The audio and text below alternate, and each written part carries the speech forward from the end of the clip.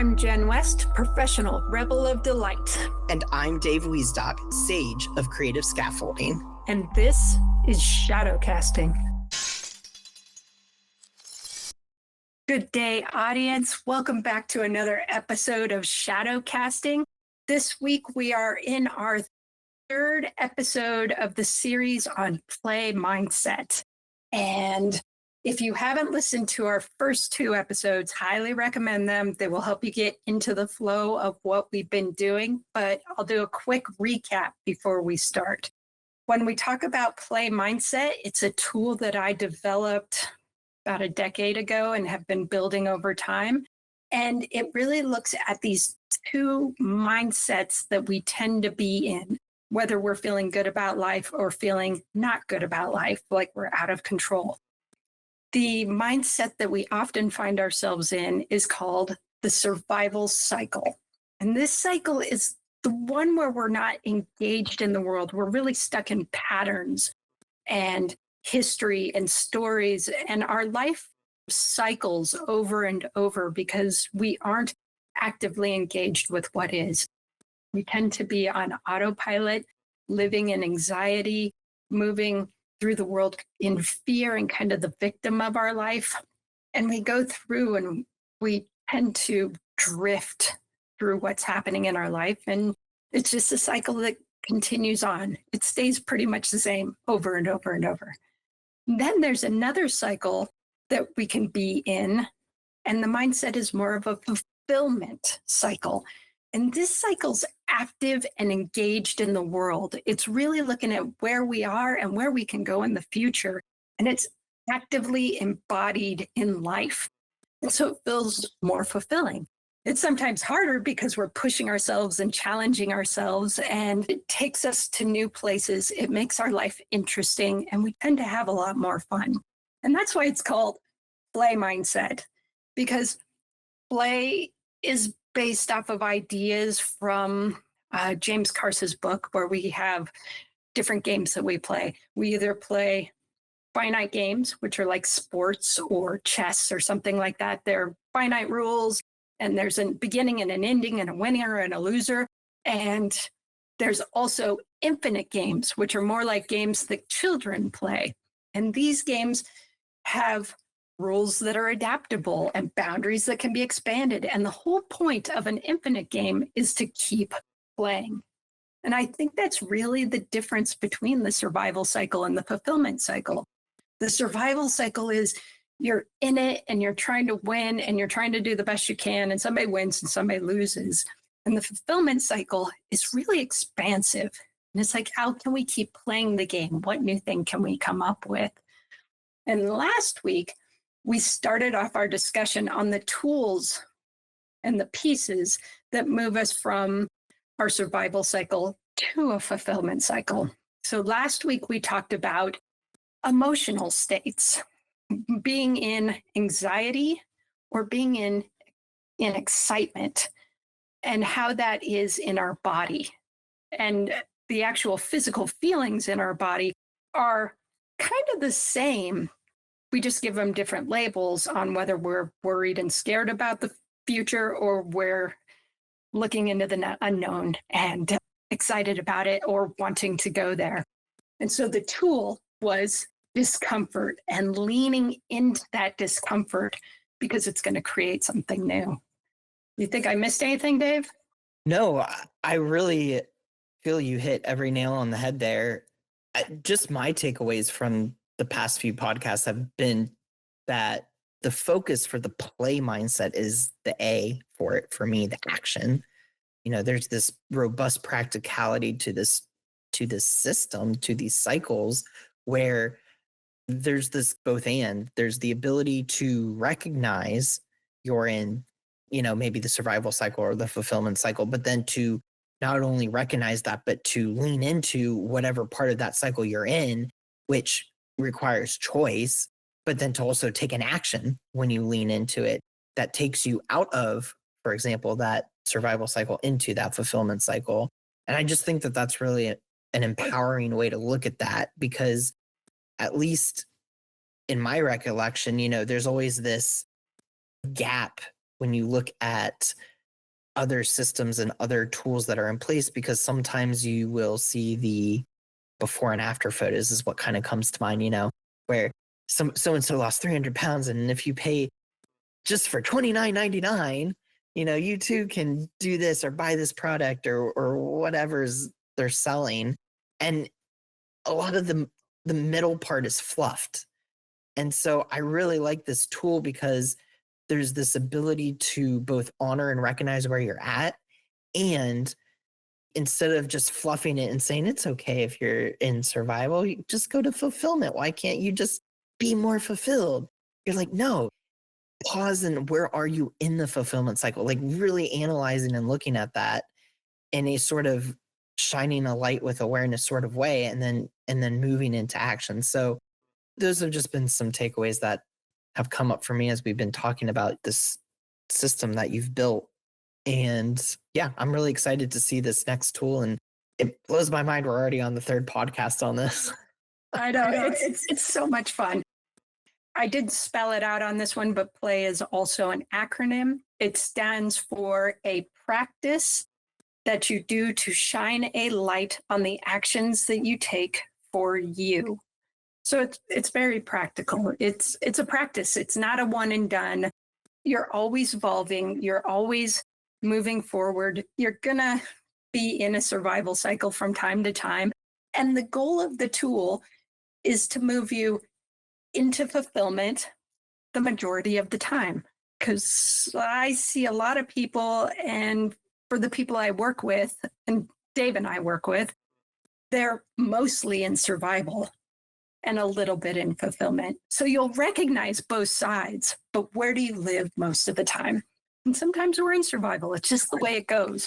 And none of the survival side actions are necessarily wrong.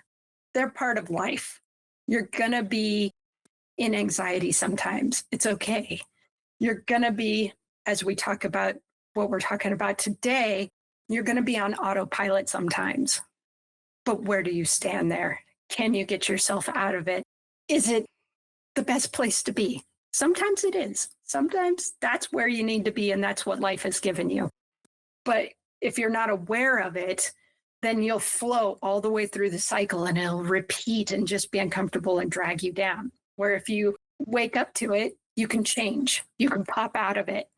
We're just giving you the tools that give you the option, which I don't think most people have the option. Yeah, it's giving a light. Yeah, I keep coming back to just or this way of looking at your life gives you a lot more options, and options is what gives us the ability to make different choices and different decisions. Because especially coming from sort of my own black and white mindset, it's usually option A or option B. But when you sit more into this fulfillment cycle and lean into things like discomfort and awareness, you realize that like where all the gray exists. I think this is what opens your mind up to what sits in that gray and where more flexibility can show up for you. For sure. Let's dive in. We're on to our second tool of the PLAY mindset. Like I said, last week was moving from anxiety to excitement through the tool of discomfort. This week, our second tool is moving from autopilot to presence through the tool of awareness.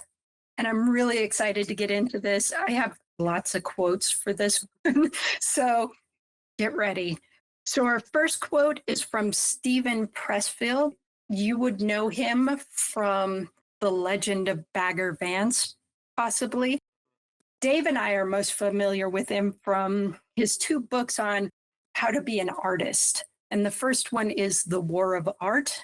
And then his follow-up book was Turning Pro, where it goes from being your hobby to being your profession. And both books I highly recommend if you like nonfiction, self-help, getting you into a new state of being. Fabulous books. Anyway, so the quote is short and sweet: realer than real, truer than true. And I just love this because it fits so well from moving from autopilot to presence, because you can't see what's real and true if you're stuck in your own story, your own routine, your own unconsciously built habit. Yeah. So for the survival cycle side of play mindset, we have the autopilot. When we're in autopilot, when we're in survival, that's really noticeable through our habits and our routines. And those two are really linked with autopilot. It's where actions become so ingrained that they sort of require this minimal conscious attention. And we were talking about this just briefly before we started rolling with the podcast, and a little bit of the efficiency in me was like, well, but there is a benefit to habits and routines to an extent, because there's another benefit sort of autopilot, which is the cognitive efficiency of it. So for cognitive efficiency, our brain is able to then conserve our cognitive resources, our cognitive energy. And an example of where autopilot might be a benefit to someone is an example like Steve Jobs, who, used to run Apple. And he's noted for always wearing like the same outfit every day. And when people would ask him why he did that, it was so that was like an easy choice and he didn't have to think about it. So he could save his cognitive resources to function as CEO of Apple. And in that case, and why I bring that up is that the key difference and why it wasn't necessarily survival cycle for him, he came at it with intention. There was a reason for it. It wasn't just, oh, I wear the same outfit every day because X, Y, and Z. Or maybe not even a reason. It's just something that you do. You didn't even think about it. But he had an awareness that he needed his mental faculties to be able to run a company. And at the level he was trying to run it, he decided to autopilot the simple things in his life so that way it didn't take up as much energy. However, while there can be efficiency with that, there's also downsides. And, that can lead to things like disengagement with reality or lack of awareness. And so what happens is there's a give and take here as you start to get into this cycle of autopilot. You're sacrificing your ability to be present and in the moment. And so what happens is as you start to get into this autopilot cycle, the reason you lose your presence or your being in the moment is because your mind starts to wander and thoughts drift. A great example of this is when you get into, I call it my rush or this like flow state, right? Where you wake up one day and you're charged and ready to go. And you've got to get the kids to school. And then you've got to go home and do the dishes and then do the chores. And then you've got to get to work, or you got to go to a doctor's appointment, or you got to pick back up your kids from school because 6 hours just disappeared and you don't know where they went. And then you got to take them to sports, and then you got to make dinner, and your life just becomes this to-do list because that's all your mind is focused on is the to-do list. And that's what this autopilot is. It's the cognitive efficiency, but it's also a dissonance from being present and in reality because you are sacrificing presence for function. And I think that when you get into that state of autopilot, there's some signs that you're there. You're disengaged, you're doom scrolling, you're washing the dishes and 10 minutes pass by and all the dishes are washed, but you don't remember washing a single dish. Or someone asks you what you had for lunch yesterday and you make that cliche joke of, I don't even know what I had for breakfast. And it's those moments that we joke about, but it really is this larger sense of we get in these cycles and rhythms because they're convenient, because they're easy, even though they stress us out, like we were talking about last week with raising our cortisol and raising our stress levels. It's still more cognitively efficient for us to be in this cycle. And so it starts to perpetuate itself. And that's how I think we get stuck in it and create this feedback loop. And that's another reason why it's called the survival cycle, because it's the easiest one to be in. We're just trying to survive. We're not living our lives. We're not invested in our lives actively. And autopilot, in the sense that Dave was just talking about, when you don't remember doing the dishes or you don't remember what you had for breakfast, you also don't remember what you were thinking about either, because it was just the pattern that goes through your head. It's like listening to the same radio station over and over and over, and like a pop station. I remember driving across the country a couple years ago, and you could listen, and there were all these different songs, but then they recycle. And so if you drive long enough, if you drive for 2 hours, you're hearing the same song maybe 8 times. And that's what autopilot does to us. It puts us in old stories. And as Dave calls them sometimes, cassette tapes, just plays that same tape over. We alluded to this a bit in several podcasts, but recently we talked about one of intention versus attention. And for me, this brings that back and really adds another contextual layer to it, in the sense that when we are in this autopilot cycle, are we in it because we are having a lack of attention in our life, attention, or are we in it because we have this sort of unconscious intention where, again, it's that mental list of getting from one thing to the next. And so we sort of become these like sails, I guess, that are just blown by the winds of life, and wherever the winds take us is where we end up. And that's sort of what that happens with the survival cycle, especially in this autopilot part, is that we just become like leaves in a wind. We're just blowing wherever the wind takes us, and we give up our own autonomy. And we give up our autonomy because we aren't present. Yeah, and the wind, it's not even taking you anywhere. It's more like a dust devil that just spins you in a circle. You never get anywhere. It's the same thoughts over and over and over, repeated, and the energy stays the same, and it's stagnation and stuck. So I think that brings me to my second quote. And this one's from Sadhguru. I've quoted him a couple times. And it says, if you keep the past alive within you, you will become dead to the present. And that's what autopilot does to us. It makes us dead to what's actually happening in our lives, where we really are, what we're actually doing, what options we have, because we're going through the motions. We're not choosing anymore. And this really brings to mind something that I've been seeing a lot lately, which is this idea that in today's technological age, we are actually the exact opposite. We have so many freaking options. We don't even know what to do with it.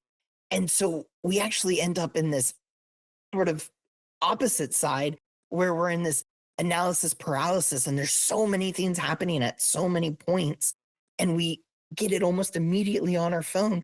We could be processing something from yesterday and 3 more things happen today, between our spouses, our kids, something at work. And we have all these options of what to read and where to read and how to absorb and what to absorb. It gets really overwhelming. The other reason I really like this tool is that it doesn't say you just stay, you honor, you recognize it, and then you move through it. You make choices. You move through this discomfort into awareness. And by being aware of these things pulling at your attention, then you go, okay, moving, if I wanted to be more fulfilled, how could I do that? One way may be by moving from your values. And so then as these options and these choices constantly compete for your attention and pull at you, you have this Jedi mind trick where when things appear to be pulling your attention, you can ask, does this fit my values? These aren't the values you're looking for. I'm not the one you're looking for, And so that's what comes up for me. When it's not just awareness, it's awareness on it's consciously choosing what to be aware of and moving from what you want to be aware of. And Dave dove into the tool that actually gets us out of autopilot, which is awareness. And it's an instantaneous piece. It's a tool that just slaps us in the face, basically. And it's one we have to practice, and we teach ourselves, and we can use our technology to help us to jump into awareness more often. And I'll get to those down the line. So what does moving out of autopilot do? Where do we go if we're not in autopilot? We go to presence. And this is something we have to cultivate. It's not easy to be without our thoughts going 100 miles a minute, thinking about every possibility and all that overwhelm that Dave just thought of. But here's how you know when you're present. You're in your body. You can feel it. The things you're doing, you're truly experiencing. Like you're saving them in your memory. And you're engaged with either the actions you're doing or the people you're with. It's a mind, body, heart, everything's happening. It's fully embodied when you're present and you're acting in your life.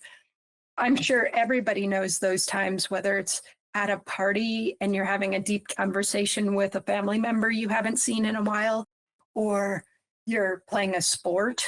You're there and you're building something about your life. And so that's what presence starts to give us. And we start to feel connected. We're not so disengaged. When you're an autopilot, it feels very alone because it's all mental. It's just all stuck in your head. But when you get presence, the world opens up. It's like a spotlight starts to shine bigger around you. And it's powerful because you start to see yourself. It really plays into everything we've been talking about in shadow casting, where we're changing ourselves and we're starting to see our triggers and we start to look into our values. You can't look into your values until you get present. You can't start to see triggers until you get present. You can't celebrate humanity unless you're in your life. And so this is a forefront tool if you want to build something new in your life, if you want to get out of survival and enjoy life and have more fulfillment. Yeah, I got nothing to really add to that. I agree. Yeah. So as I think about presence, it really is something we have to activate. We don't just autopilot presence. We kind of have to wake ourselves up out of it. And that's where awareness comes in. And we hinted at it because awareness is kind of a game changer for the entire play mindset. It's integrated. You have to become aware or you can't move from the survival to fulfillment. There has to be this aha where you break out of a habit. And that's called awareness. And so this awareness is that moment. It's that moment when you're washing the dishes and you realize you don't remember washing the dishes. That's an awareness moment. And then once you recognize that tool, then you can use it to move yourself to presence. And it's the art of recognizing that moment when you pop out or creating moments where you pop out of autopilot. Do you want to talk more about that? That's a curious way of phrasing that. How do you create moments to pop out of awareness or into awareness? Right. So since it's something we get to eventually, washing the dishes, driving the car, you're halfway home, you go, I don't remember driving that last 5 miles. That's the natural popping out awareness moment. But you can also create it. You can set a timer on your phone that wakes you up.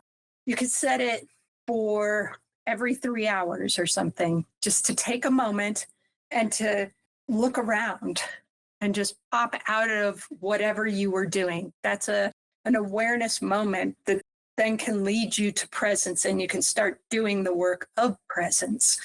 You can also make it a habit that, let's say you drive a lot, you can make it a habit that every time you get to a stop sign or a stoplight, you pause. You don't allow yourself to continue whatever you were thinking about.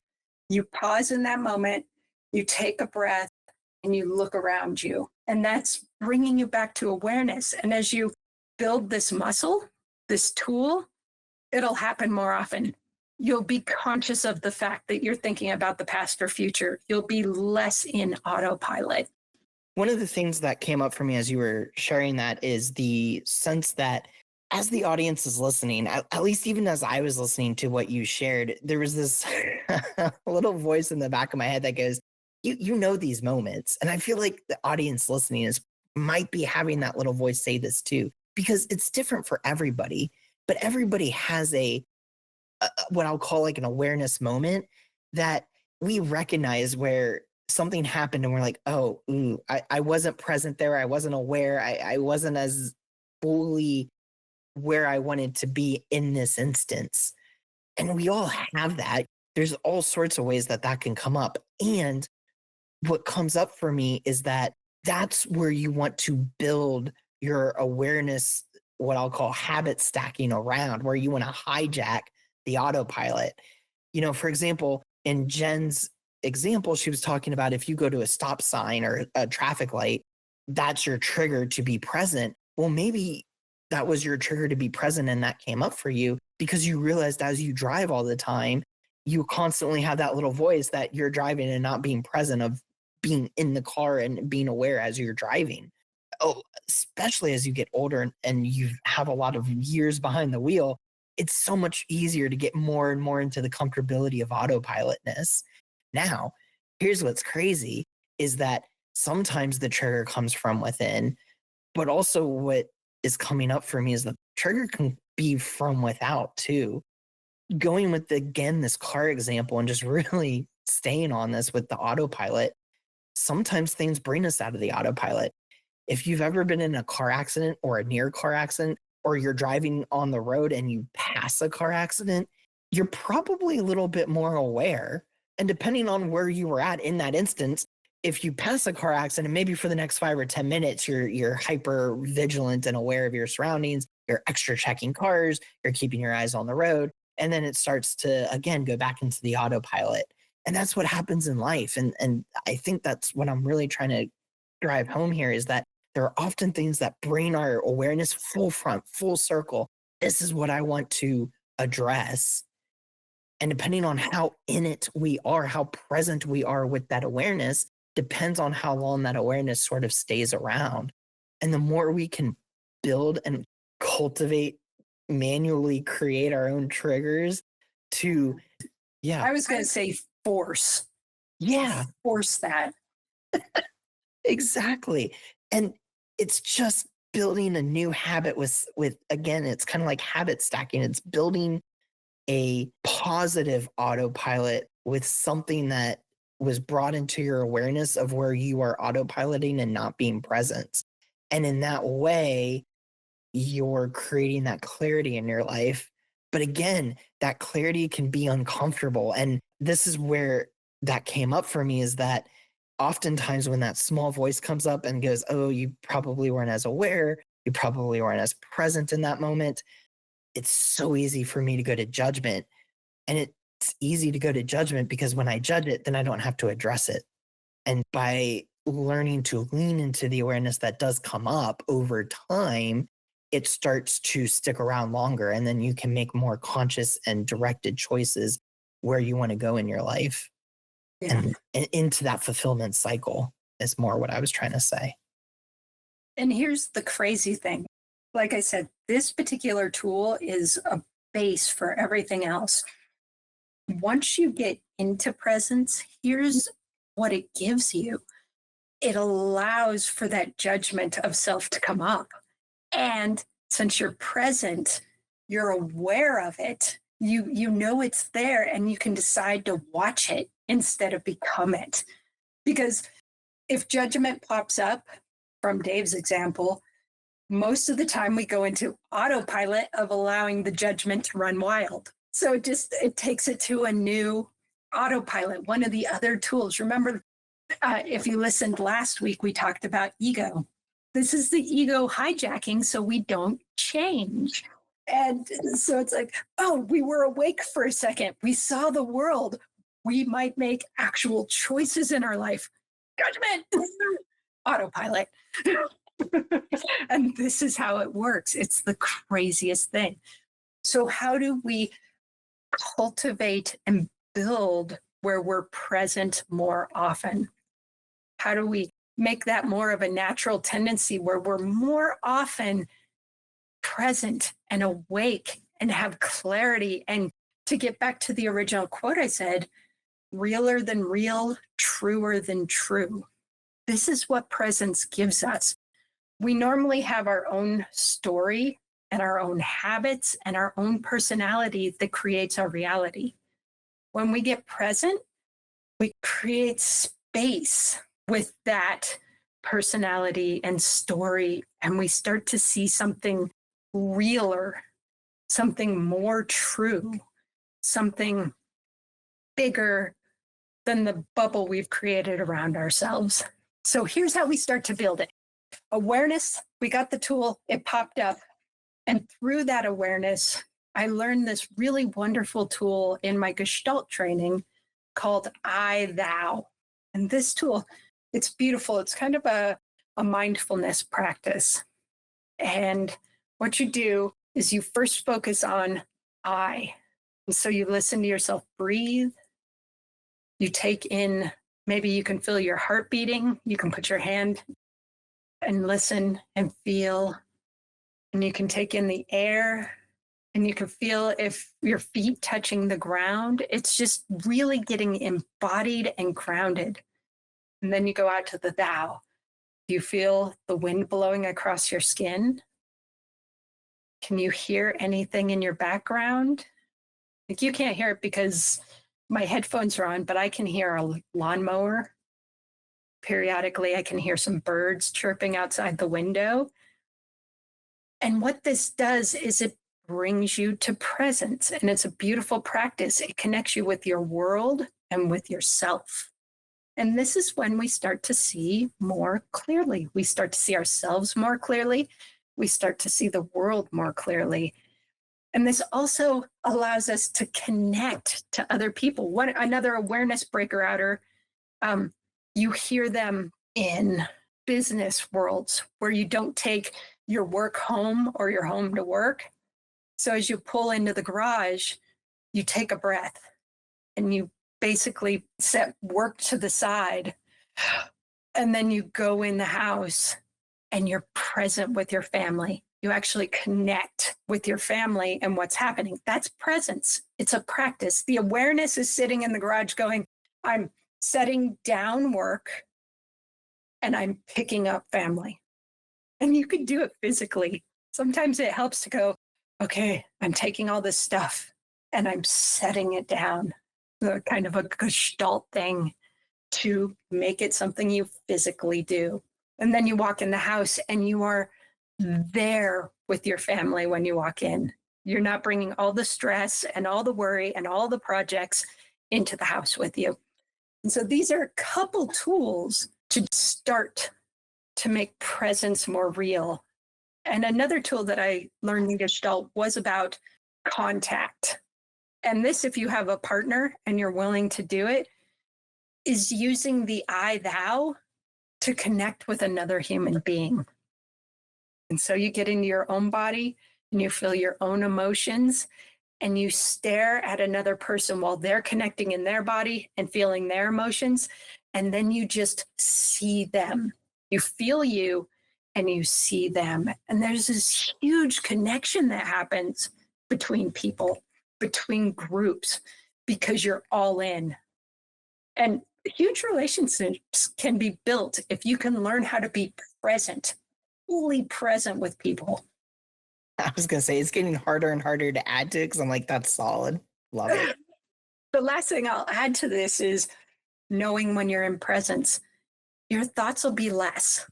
They'll be less about the future, less about the past, and they'll be more about what's happening right now. If a thought pops up, it's going to be like, if I was doing the contact with Dave, oh, wow, Dave's eyes are really blue. I didn't know that. Or at least they look blue here. Are they not blue? Oh, they look blue. Are they green? They're hazel. Oh, they're hazel. Okay. Blue here. Oh, really? Yeah. Oh, they do. Well, that's because of the glare of the screen. So, fun fact, the cone in my eyes are all cone, the cornea in my eye is a cone, so it reflects light differently. Mm. Well, and hazel kind of matches clothes too. I know sometimes Brad's eyes look greener or bluer depending on the clothes he's wearing. Oh, yeah, they got a little bit more green in them. Yeah, and yellow. I used to like try to make my eyes yellow. I'd like stare in a mirror, you know, be like Anakin Skywalker, like Sith Lord, like more hate. So the contact doesn't work as well visually when you're over a computer screen. But you get the idea, people. You get the idea. Yeah, that's a really cool. I was working through that awareness process as you were talking about it, the I thou, and that was really grounding. And yeah, I for me, I think where this tool is really helpful is that awareness building is hard work. It's not, it is building a muscle and it's a really hard muscle to work. It's not like we're not taught this growing up typically. We're not taught this in schools.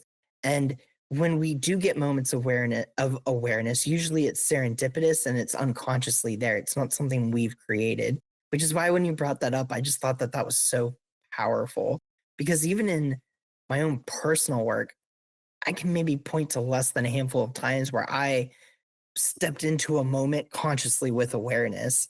I would say most of mine are still precipitated by some event that brought me in to it being present. And I really like this idea of collecting tools. I'm a big tool collector. You know, I like my personality tools. So this idea of like having different ways to bring about awareness depending on where you are, depending on what you're trying to create for yourself. This brings us to our last quote. And this is why presence is so fundamental. It's another guru. Do not worry about your future. Do your present well, and the future will blossom. Once you get into presence, options unfold. You learn your values, you learn what you care about. And by being engaged in your world and taking steps now, you create the future you want. So, thinking about future things that are going to happen outside of your to do list to start your day doesn't serve you. You want to take what you want to become and do them now. And you don't want to be stuck in patterns that you haven't consciously chosen because then your present is dead. You are not alive in your life. You're just this dead habit that happens. Yes. And so this ties back perfectly to the Steve Jobs example because he could have allowed himself to be run by all these, miniature cognitive tasks in the morning. And he might not have taken Apple to where he was able to take it. But because he was trying to cultivate this future self CEO that was super present and being a tech leader, in a burgeoning tech industry back in the early like 90s and 2000, I mean even in the 80s, but definitely like when the iPhone and stuff started coming out, he was always trying to push the leading edge of technology and innovation and research and development, and he recognized that he couldn't do that for himself if every morning he was trying to decide what shirt and what pants to wear. So he just decided to grow that out.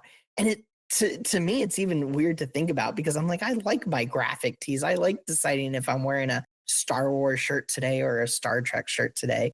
But that's something that I value. And so it lights me up. And so for him, it was being able to not have to make those decisions. And he was trying to create awareness around ways that he could be more cognitively present at work. And so he stepped from his survival into fulfillment in that example.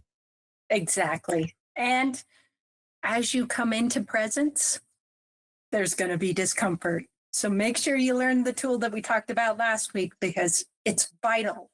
Otherwise, you're going to get sucked back into the habit of autopilot. And our goal is to make our lives more present and to have our patterns and habits be consciously chosen so that those autopilot functions are because we truly wanted them to be that.